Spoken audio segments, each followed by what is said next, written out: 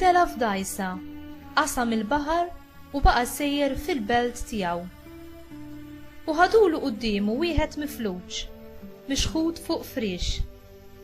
Kif ra l-fidi tagħhom, Ġesu qal lill-mifluġ: Għamel il-qalb, ibni, nubietek maħfura. Xi ħud mill-kittieba bdew jgħidu fihom infushom: dan qiegħed jidej.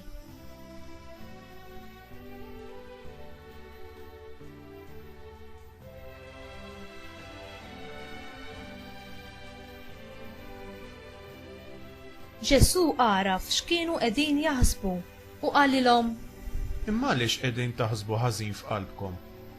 Għax x'inhu l-eħfef? Tgħid nubietek maħfura? Jew tgħid qumu imxi?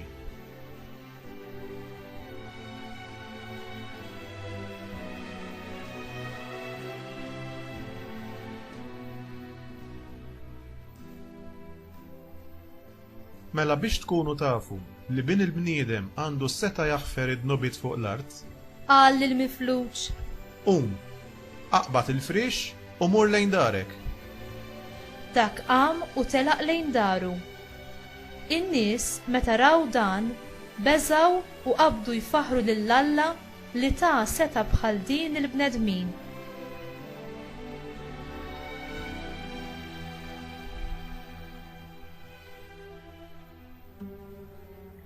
Il-kelma tal-mulej.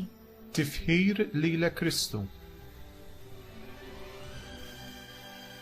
Xi paralizza il-moħħ u l-qalb u jibblokka l-qawwa ta' Alla li tfejjaqna.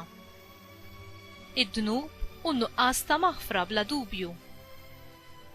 Id-dnub jipparalizzana aktar milli tista' tagħmel dan kur marda fiżika li nistgħu nimirdu biha. Id-dnub u l-ħidma tas-saltna tad-dlam u jżommna marbuta u l-sira tiegħu għall-eternità.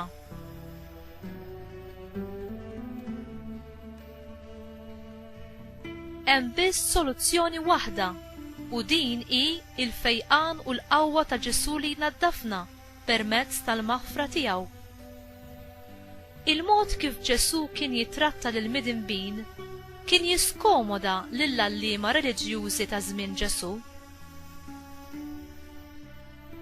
Meta mifluġ inġib għand Ġesu minħabba l-fidi li kellhom f'Ġesu il-ħbieb tiegħu, Ġesu għamel xi ħaġa li ħadd ma kien qed jobsora. U l-ewwel ħafer it-tnubiet ta' dan ir-raġel. Il-kittieba qisu din bħala dawwa għax huma fehmu li Alla biss kellu l-awtorità li jaħfer id-tnubiet u jħoll raġel jew mara mit-toqol tal-ħtija. Ġesu ħaddem għalih awtorità li Alla biss seta' jeżerċita. Ġesu mhux biss ta' prova li l-awtorità tiegħu kienet ġejja minn Alla. Huwa wera wkoll il-qawwa kbira tal-ħniena u l-imħabba t'Alla lis-salva billi fejjaq lil mifluġ f'ġismu. Ir-raġel kien ipparalizzat mhux biss fiżikament imma wkoll spiritwalment. Ġesu ħelsu mit-toqol tal-ħtija u saħħu f'ġismu wkoll.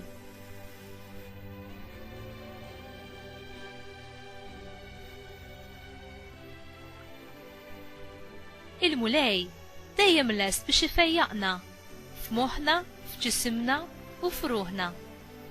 Il-grazzja tiegħu teħlisna mill-qawwa tad-dnub u mill-jasar tax-xewqat, tal-passjonijiet u l-vizzijiet ħżiena. X'qed tħalli li jżommok milli tilqa' l-qawwa ta' Ġesu li jrid ifejqek?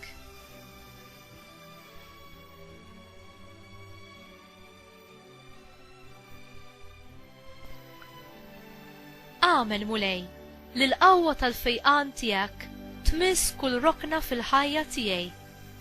Ħsibijieti l-aktar moħbija, ix-xewqat, l-attitudnijiet u l-memorji kollha tiegħi. Aħfirli nuqqasijieti u ibdilni bil-qawwa tal-Ispirtu Santu permezz tas-saċerdoti fis-sagrament tal-qrar.